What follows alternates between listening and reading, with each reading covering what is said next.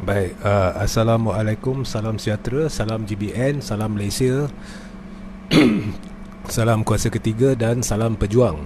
Ya, jadi hari ini saya nak buat satu live eksklusif berkenaan dengan satu sidang media yang telah saya adakan pada pukul 3.30 petang tadi.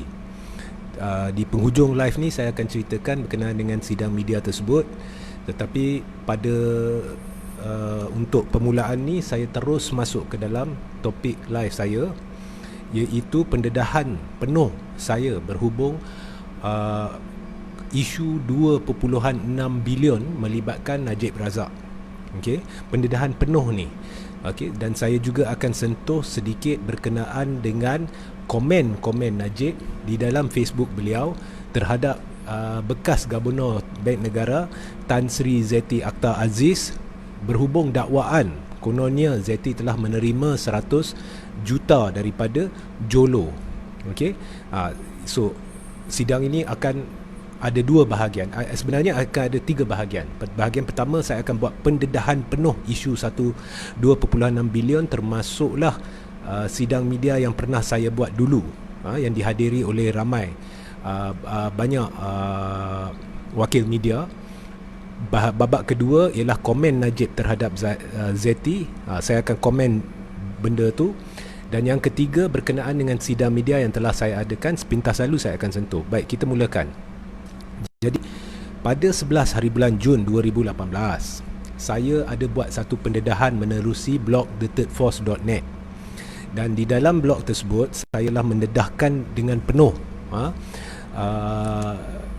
potongan-potongan, ya, penemuan dalam satu kertas siasatan terhadap Najib Razak yang disediakan pada tahun 2015. Siapa yang sediakan kertas siasatan ini? Ianya disediakan oleh bekas Pesuruhjaya SPRM, iaitu Datuk Seri Muhammad Shukri Abdul. Okey. Dan pada 2015, pada ketika kertas siasatan itu dibuat oleh Shukri sendiri, Shukri hanyalah level penolong Pesuruhjaya SPRM. Baik. Kemudian dalam pendedahan itu saya mendedahkan bahawa jumlah sebenar yang masuk ke dalam akaun peribadi Najib Razak bukannya 2.6 bilion ringgit, tetapi 3.197 bilion ringgit. Saya ulang, jumlah sebenar yang masuk ke dalam akaun peribadi Najib Razak bukannya 2.6 bilion tetapi 3.197 bilion. Okey. Now, pada ketika itu, ya, 11 Jun 2016, 18, minta maaf, ya, dia sebulan lebih selepas pilihan raya umum ke-14, saya mempercayai, saya tak pernah menjadi penyokong Najib, tetapi saya mempercayai bahawa Najib memang tidak yang itu memang derma. Pada ketika itu saya memang percayai pada ketika itulah. Dan saya terkhilaf sebenarnya. Sekarang kita semua tahu bahawa itu bukannya derma dan itu adalah penipuan besar Najib. Saya akan cerita dengan terperinci bagaimana saya mendapat tahu bahawa Najib menipu. Okey, dengan jelas, sejelas-jelas mungkin. Okey, saya akan ceritakan. Jadi saya pada ketika itu percaya bahawa Najib memang terima derma sebab ianya memang jadi kelaziman, okey, bagi kerajaan Arab Saudi untuk membantu negara-negara Islam, ya, dengan pelbagai cara, bantuan dana dan sebagainya. Dan oleh kerana Najib dengan berani, ya, status dia Perdana Menteri, dan dia dengan berani, dengan lantang memberitahu bahawa ianya derma dari Raja Arab Saudi yang sudah semestinya boleh dibaca oleh kerajaan Arab Saudi. Jadi saya fikirkan kerajaan Arab Saudi pada ketika itu, kalau Perdana Menteri boleh bercakap begitu, maka mungkin ya derma lah. Saya bukan letak 100% kepastian, tapi saya buat keputusan bahawa tak apalah. Okey, kalau Najib kata derma, derma lah. Okey. Jadi saya menganggap pada ketika itu, sebelum pilihan raya umum ke-14, semua yang dimainkan oleh Pakatan Harapan adalah spin belaka. Okey. Kemudian pada 24 Jun 2018 saya membuat satu sidang media. Now, dalam sidang media itu saya tidak menyokong Najib sebab saya tak pernah jadi penyokong Najib. Apa yang saya utarakan adalah satu perkara yang saya lihat di dalam kertas siasatan itu. Di dalam kertas siasatan itu, saya dapati bahawa penemuan Syukri adalah nombor satu, Zeti kononnya tahu identiti pihak yang menderma atau memasukkan dana ke dalam akaun Najib.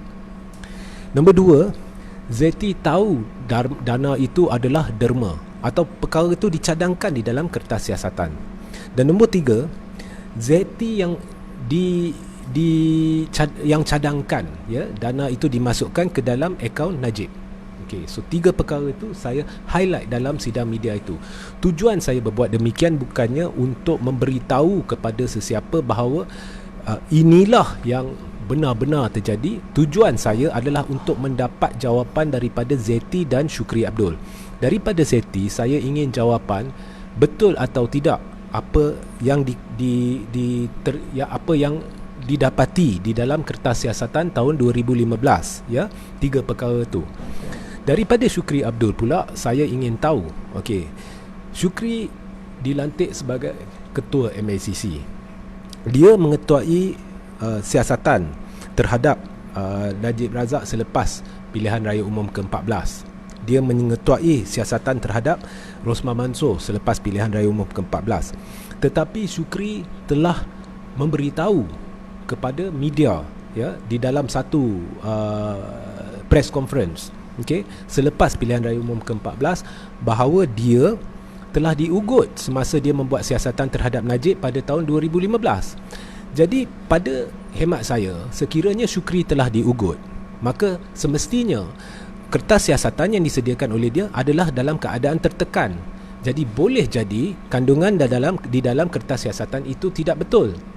Jadi oleh itu saya mempersoalkan mengapa Syukri dilantik untuk mengetuai siasatan selepas 2000 Pakatan Harapan menguasai Putrajaya, sedangkan seharusnya Syukri sendiri yang disiasat dan pihak ketiga yang menerajui siasatan tersebut.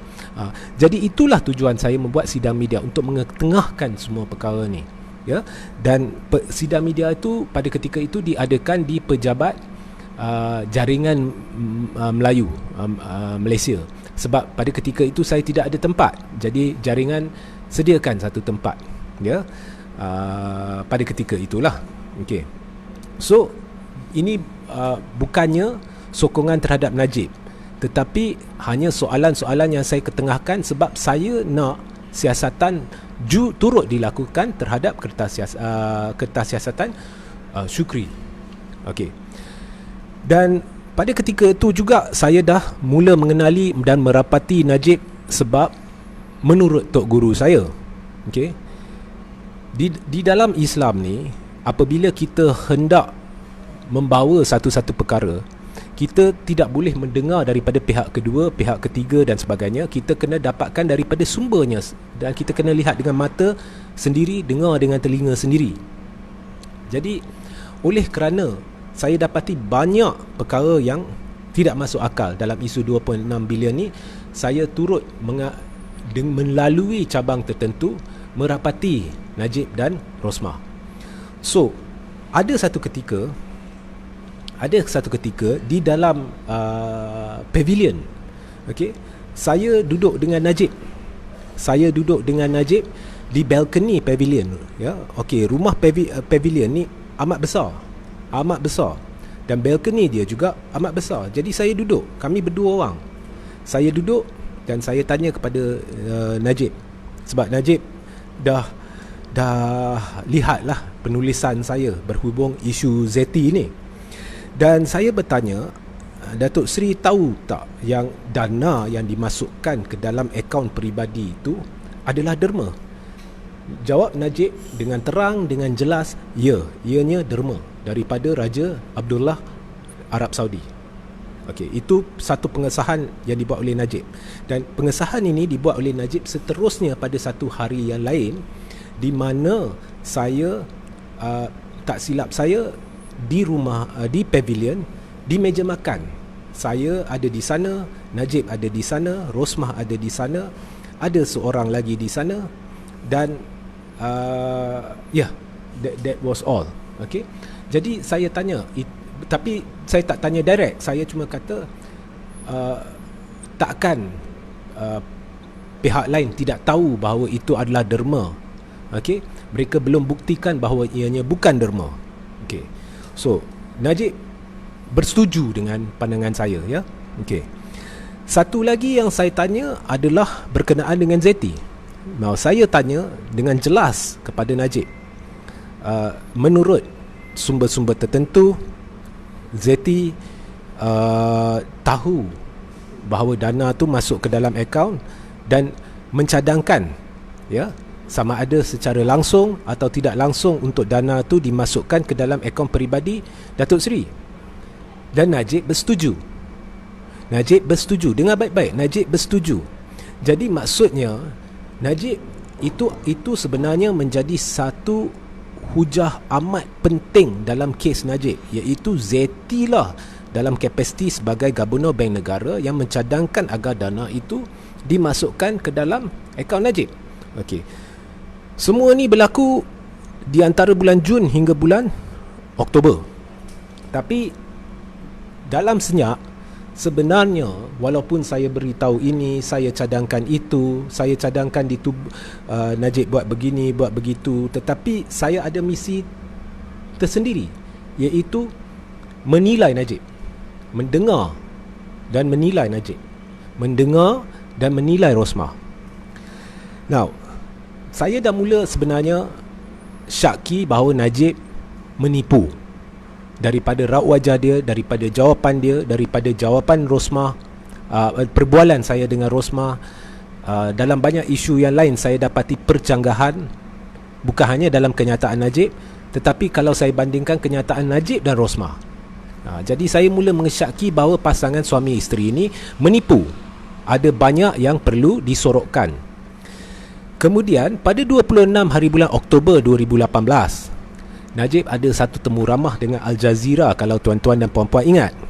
Dalam temu ramah itu, Najib memberitahu bahawa dan mengesahkan bahawa beliau ketika menerima 2.6 bilion tu, dia tidak sahkan sumber dana tersebut. Now, ini pertamanya bercanggah dengan apa yang diberitahu kepada saya. Kedua, ianya bercanggah dengan apa Najib, sel-sel media Najib dan Laskar Cyber upahan yang berkait dengan Najib dan Rosmah memainkan di media sosial sebelum pilihan raya umum ke-14. Okey. Pada ketika itulah saya dah sahkan Najib is a great liar. Okey. Najib turut mengaku dalam temu ramah tersebut bahawa dia hanya menganggap dana itu adalah derma yang dibuat oleh Raja Abdullah. Maknanya sebelum perbicaraan kes SRC bermula, Najib sebenarnya dah mengaku di televisyen bahawa dia hanya anggap itulah derma, sekaligus bermakna Najib telah mengaku kepada seluruh rakyat Malaysia bahawa dia menipu sebelum pilihan raya umum ke-14 apabila dia beritahu bahawa ia sememangnya derma daripada Raja Arab Saudi. Oleh kerana tak silap saya Raja Arab Saudi itu dah mangkat, maka Najib memain-mainkan isu kononnya dia tahu.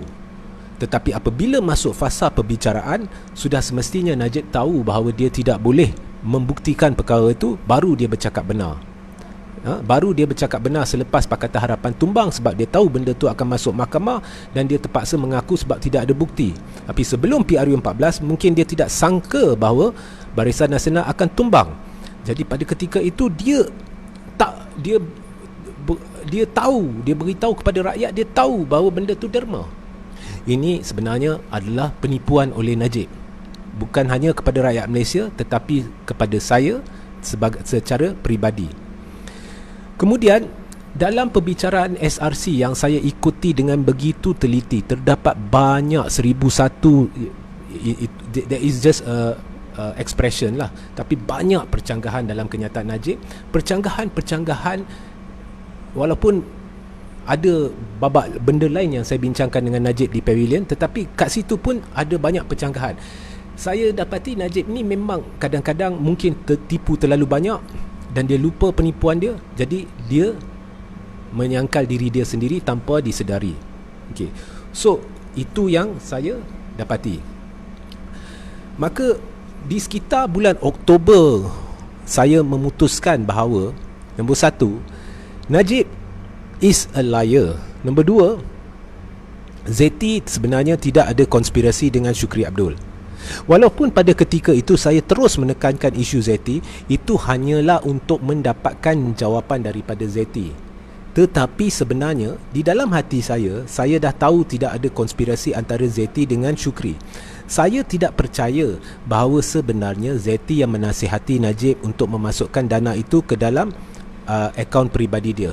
Sebab saya perhatikan itu adalah satu hujah yang amat kuat yang seharusnya Najib tekankan di dalam mahkamah dan di dalam rayuan dia. Tetapi benda tu tidak dimainkan dengan begitu dimainkan oleh peguam Najib sendiri. So kat situ saya dah buat keputusan lah. Jadi saya akan bersangka baik kepada Zeti. Dan kemudian pada ketika itulah saya rujuk kembali kertas siasatan Syukri Abdul atau kertas siasatan terhadap Najib Razak yang disediakan pada tahun 2015. Dan apabila saya teliti semula, saya dapati memang tak dapat disahkan, dan kertas siasatan itu sendiri ada menyentuh perkara ni, iaitu tidak dapat disahkan bahawa 2.6 bilion itu adalah derma kerana tidak ada bukti sahih untuk menyokong pendapat itu. Dan perkara ni sebenarnya telah dinyatakan sendiri dalam kertas siasatan itu oleh Syukri. Ini adalah penemuan.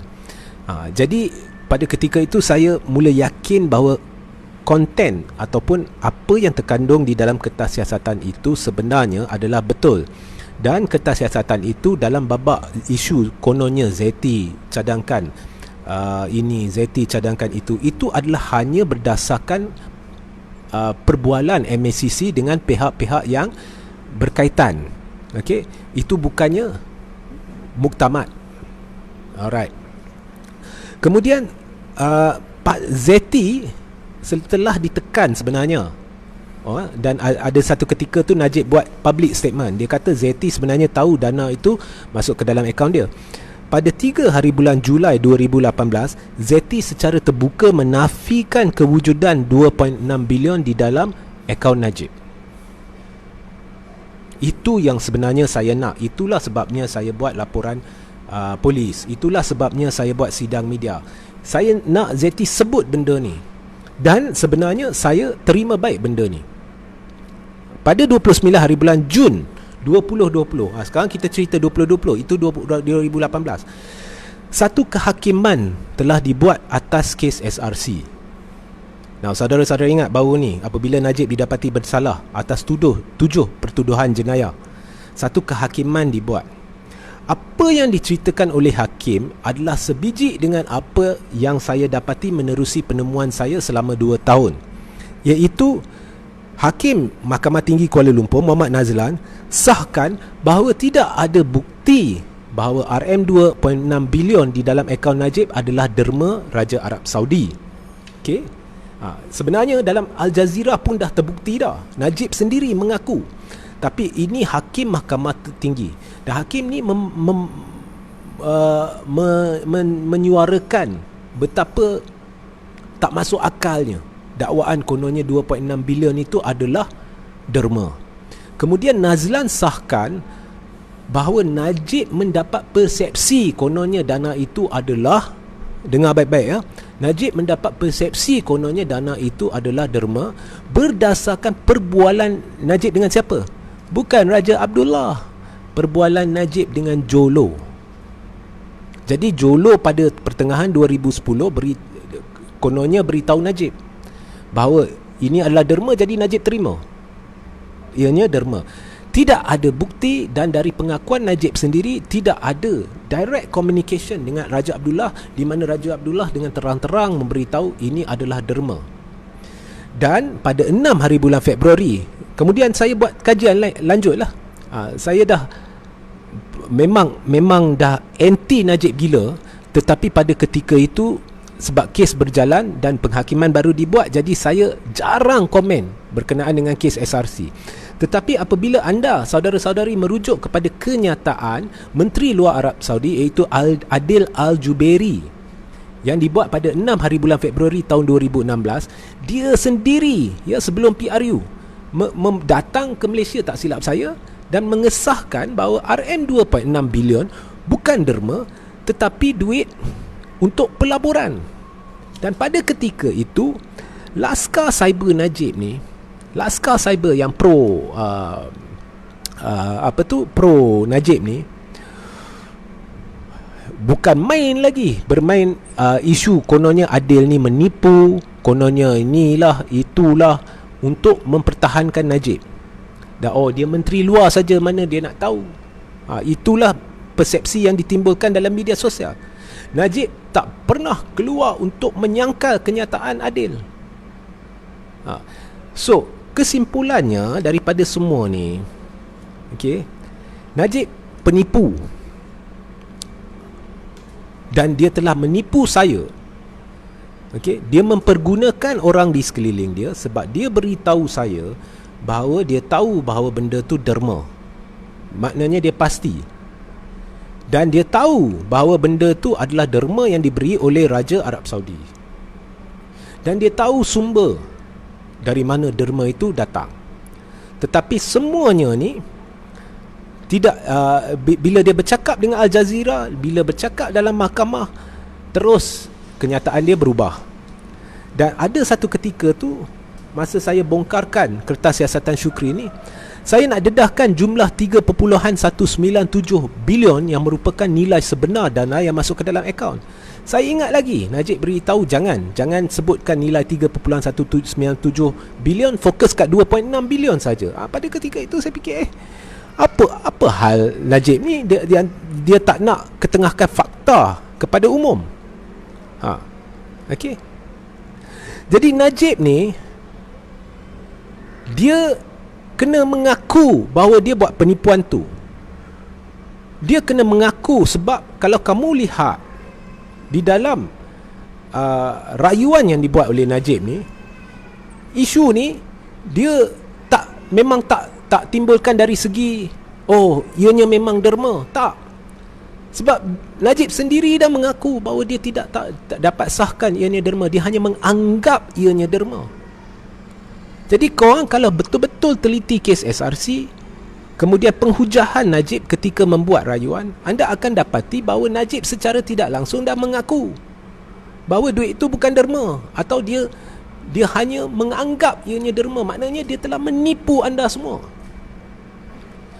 So hari ini Najib mempersoalkan Zeti sebab timbul satu dakwaan di media sosial. Kononnya Zeti telah menerima 100 juta daripada Jolo.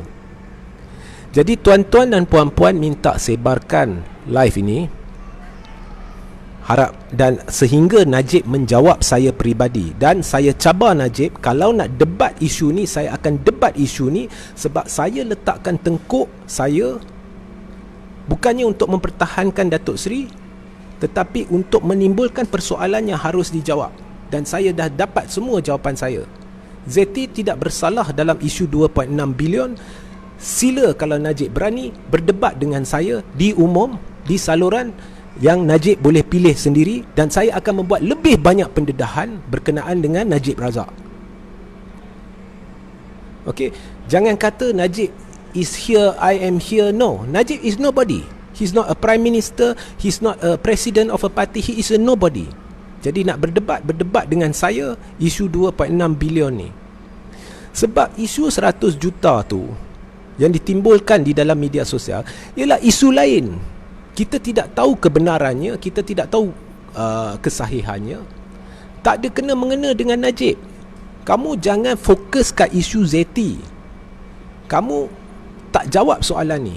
Kalau benar kamu dakwa bahawa Zeti tahu dana tu masuk ke dalam akaun, mengapa kamu tidak timbulkannya sebagai isu besar, sebagai satu isu yang untuk cuba selamatkan diri anda, sama ada di dalam rayuan ke, di dalam kes SRC ke? Mengapa isu tu tidak dimainkan? Mengapa your lawyer Syafiq Abdullah tidak heret Zeti dan tekan dalam isu tu dan tunjukkan bukti bahawa Zeti tahu bahawa dana tu masuk ke dalam akaun? Zeti pernah keluarkan satu kenyataan bahawa Najib sendiri telah meminta sesuatu kepadanya supaya Najib nampak tidak bersalah. Okey? Najib tidak pernah sangkal dakwaan itu. So, saudara-saudari, kamu tak payah fikir Najib ni dalam isu 2.6 bilion ni menipu ke tidak menipu. Kalau kamu teliti betul-betul kenyataan Najib, keputusan mahkamah, Najib sebenarnya dah mengaku bahawa dia menipu. Dan apabila Najib tekan Zeti untuk jawab isu 100 juta tu, saya khawatir Najib telah menghina mahkamah. Sebab apa? Kalau orang lain nak tekan. Tetapi oleh kerana Najib terlibat dalam satu kes atau skandal besar yang sedang dibicarakan di dalam mahkamah, proses perbicaraan atau proceeding sedang berjalan sebab dah masuk rayuan. Okey, maknanya it is in proceeding. Jadi dengan memainkan isu ni, ianya boleh ditafsirkan sebagai cuba mempengaruhi keputusan mahkamah dari segi kredibiliti Zeti dan sebagainya. Untuk makluman, ini adalah dua isu berasingan. Sama ada Zeti ada terima ke 100 juta dari Jolo atau dia tidak terima 100 juta dari Jolo. For this issue 2.6 bilion, I don't care. Dan Najib tidak harus komen pada isu itu kerana ianya boleh dianggap sebagai satu usaha untuk cuba mempengaruhi hakim.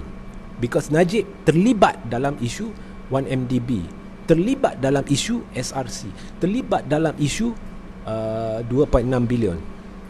Apa yang Najib harus lakukan ialah jawab saya. Ini baru satu pendedahan daripada banyak pendedahan yang boleh saya buat. Jawab saya. Benar atau tidak, Najib sebenarnya dah mengaku di umum bahawa dia menipu isu 2.6 bilion. Sebab itu sampai hari ini Najib main banyak isu, tapi isu 2.6 bilion dia paling kurang mainkan. Sebabnya dia menipu semua, dia menipu saya. Okey? Dan dia dah mengaku. So kalau Najib rasa saya dah mempengaruhi atau bercakap tidak benar atau cuba mempengaruhi rakyat Malaysia dengan kepalsuan, Najib boleh saman saya. Tetapi yang lebih penting ialah adakah Najib berani sahut cabaran saya untuk berdebat dengan saya di televisyen, ya, buktikan bahawa saya ni penipu dan saya ni tengah spin.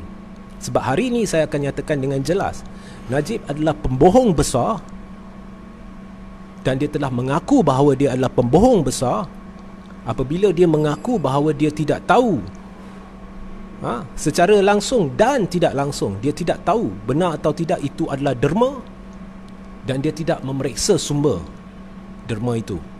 Dia telah membohongi semua rakyat Malaysia sebelum PRU ke-14 sebab dia tidak jangka Barisan Nasional akan tumbang dan benda ni akan masuk mahkamah, ya.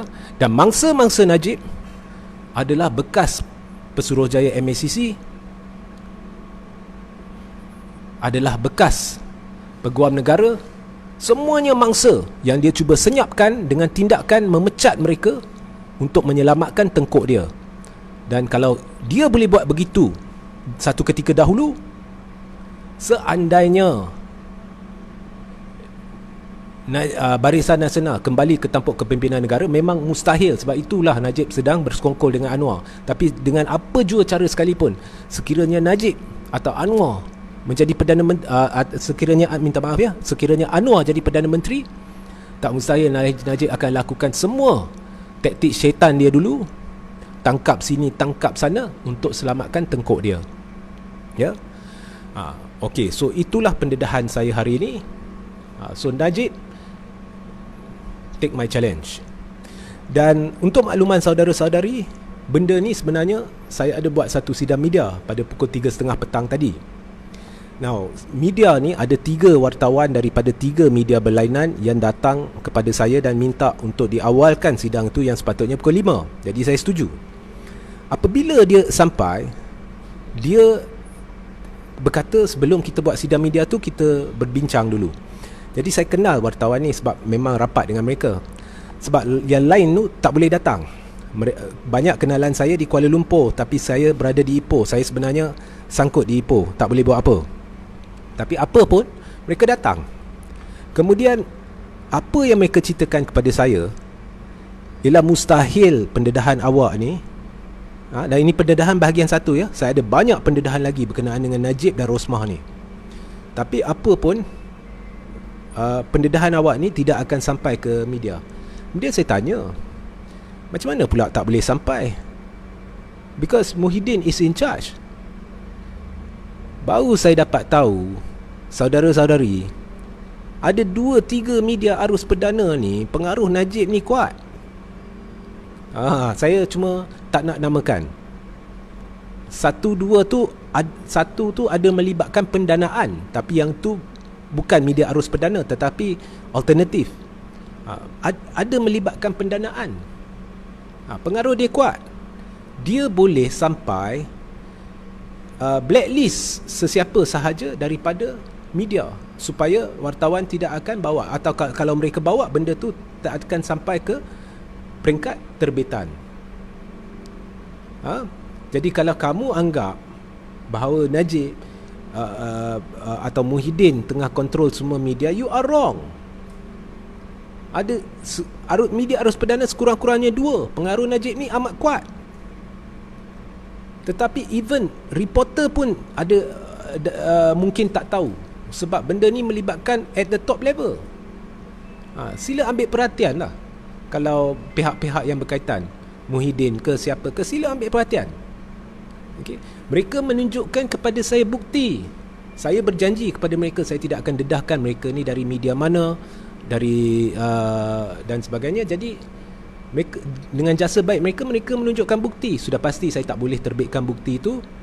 Sebabnya kalau saya terbitkan bukti itu, maka semua orang akan tahulah siapa yang membocorkannya kepada saya. Pengaruh Najib dalam media ni strong. Jadi dia boleh blacklist siapa yang dia tak suka. Jadi fikir-fikirkanlah, dan tolong sebarkan live ni, sebab kita nak pastikan ya mesej ni sampai kepada Najib ya. Sementara saya masih melakukan kerja ni, sebab mungkin saya tak naklah Najib sahut pada bulan Februari tiba-tiba saya dah buat benda lain, saya tak buat live ni dan tak buat apa. Jadi secepat mungkin Najib tolong take my challenge. Kalau jantan, kalau benar kamu ni tak menipu, you face me before you talk about anybody else. You face me. Okay. Jangan lupa dalam 10 hingga 15 minit saya akan letakkan link kepada saluran Telegram saya di ruang komen. Sertai saluran Telegram saya ya. Dan sehingga kita berjumpa esok ke lusa. Wassalamualaikum. Salam sejahtera, salam GBN, salam Malaysia, salam kuasa ketiga dan salam pejuang.